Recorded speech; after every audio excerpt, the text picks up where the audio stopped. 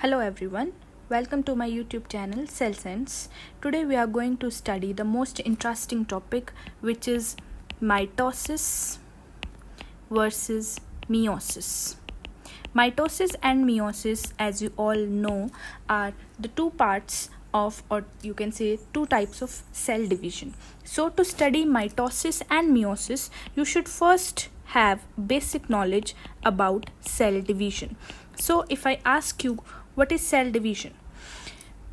Cell division is something which every organism's body does, and it does so to keep its generation ongoing. Also, you can say cell divides to keep one's own individuality.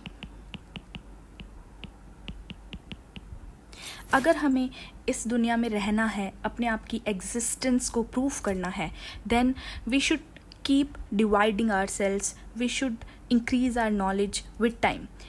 इसी तरह cell भी अपनी individuality, अपने आप को, अपनी body में अपनी जनरेशन को बढ़ाने के लिए हमेशा डिवाइड करता रहता है.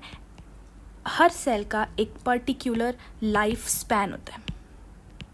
एग्जाम्पल, अगर आप आरबीसीज की बात करें, आरबीसी का लाइफ स्पैन होता है 120 डेज. 120 डेज के बाद क्या होगा? आरबीसी की डेथ हो जाएगी. अगर ऐसे ही हर 120 दिन बाद हमारी बॉडी का आरबीसी मरने लग जाए तो एक दिन क्या होगा? Our body will have no RBCs. And अगर हमारी बॉडी से सब आरबीसीज खत्म हो गए तो क्या होगा? Ultimately our life will end. So RBCs, before their lifespan is going to end, they divide so that they can keep thriving and can keep existing in this world. जैसे हमें इस कॉम्पिटिटिव वर्ल्ड में exist करने के लिए time to time अपनी knowledge को upgrade करना होता है, ऐसे ही हमारे सेल्स को अपनी जनरेशन को बनाए रखने के लिए खुद को डिवाइड करना होता है. अब सेल्स खुद को डिवाइड दो तरीके से कर सकते हैं. First process is mitosis and second process is meiosis. First, we need to know the basic difference between mitosis and meiosis. First and the foremost process of mitosis is that mitosis takes place in somatic cells and meiosis takes place in germ cells, or you can say gametes. Only हमारी body में सिर्फ जो gamete sales हैं, germ cells हैं, उन्हीं में सिर्फ meiosis होगा, जैसे oocytes एंड स्पर्मेटोसाइट्स. बाकी हमारी बॉडी के हर सेल में माइटोसिस होता है. तो माइटोसिस किस लिए होता है? Mitosis is basically done for the purpose of regeneration, repair and growth.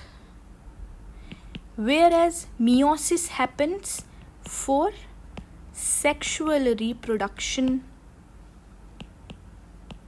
and for the most unique feature of our individuality, which is individual variations. हम सब एक दूसरे से अलग हैं because of meiosis. अगर हमारी बॉडी में meiosis नहीं होता, then we all would have been clones of each other, या हम कार्बन कॉपीज भी कह सकते हैं. तो माइटोसिस से जो सेल्स बनते हैं, दे आर क्लोन्स, या आप कह सकते हैं कार्बन कॉपी.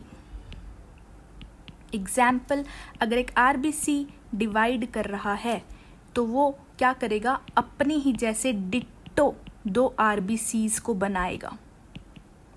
वेयरएज अगर आप मियोसिस की बात करें तो मियोसिस में क्या होगा? एक मदर होगी प्लस एक फादर होगा. 50% क्रोमोसोम्स फादर से आएंगे, 50% मदर से आएंगे. इनका जो बेबी होगा, now that baby would be having variations and would not be a carbon copy of these two. Got it? Now, next point is in mitosis.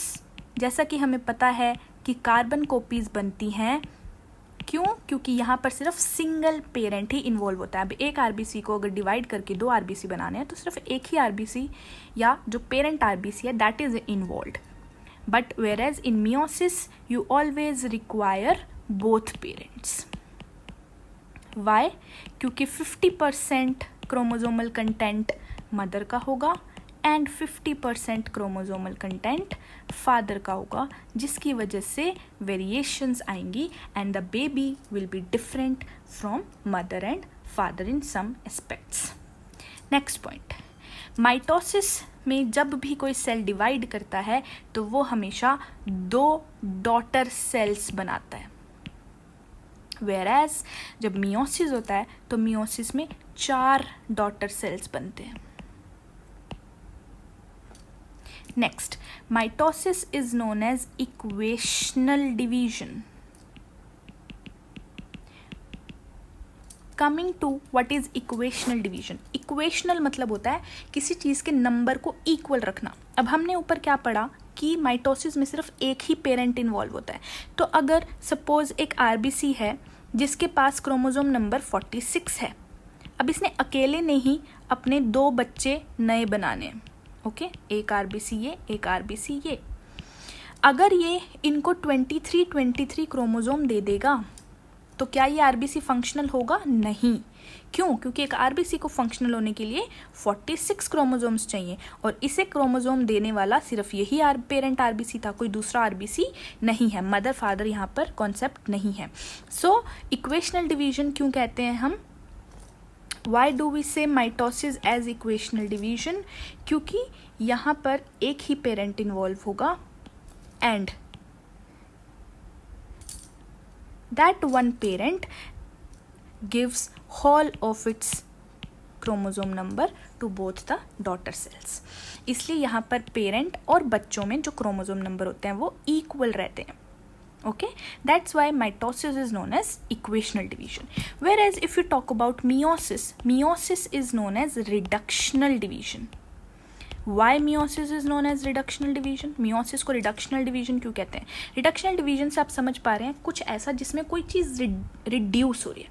तो यहाँ पर हमने अभी क्या पढ़ा था कि 2 पेरेंट्स इन्वॉल्व होंगे, one will be mother and one will be father. Ultimately the child who is being formed should have how many chromosomes? 46 chromosomes. So उसे 23 chromosomes कहाँ से मिल रहे हैं? मदर से. 23 कहाँ से मिल रहे हैं? फादर से. ये मिलकर क्या बना रहे हैं? एक बेबी बना रहे हैं जिसके पास 46 chromosomes हैं, which is the number required for a functional normal human being.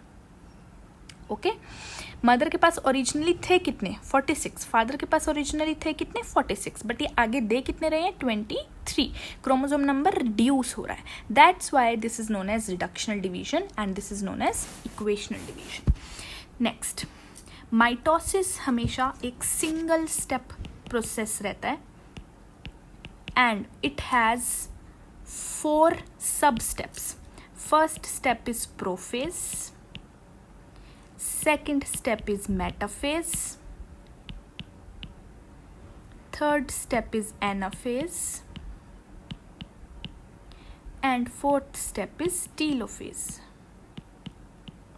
Whereas if you talk about meiosis, meiosis is happening in 2 steps. Now what are those steps?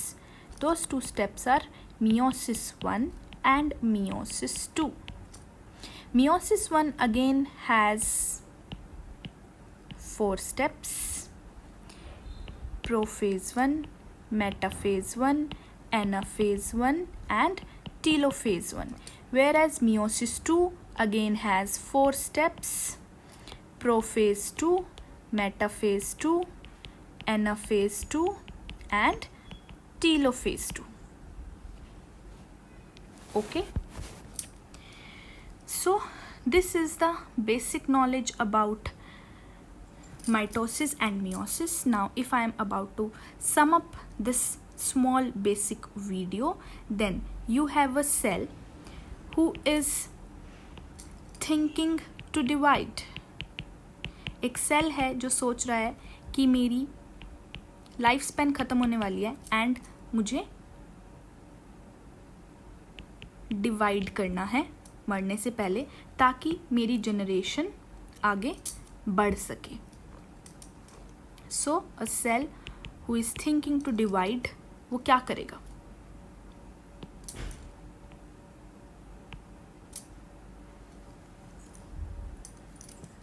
Now the decision comes after selecting which type of cell it is.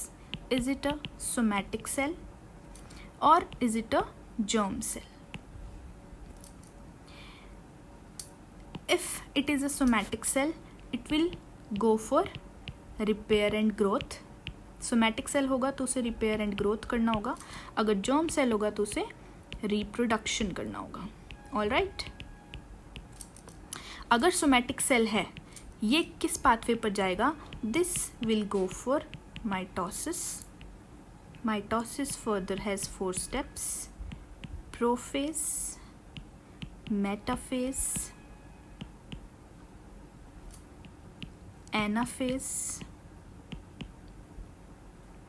And telophase. Whereas अगर वो एक germ cell है तो वो क्या करेगा? अगर वो जर्म सेल है, it will go for meiosis. तो मियोसिस के जैसे हमने पढ़ा 2 steps होते हैं, meiosis 1 and meiosis 2.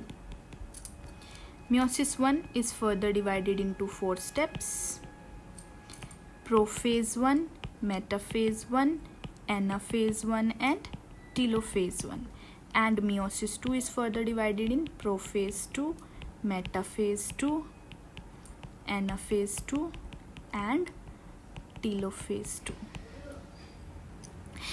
If we'll study further, we'll get to know, हमें पता चलेगा कि meiosis 1 का prophase 1 is the longest phase of cell division. This is the basic about mitosis and meiosis.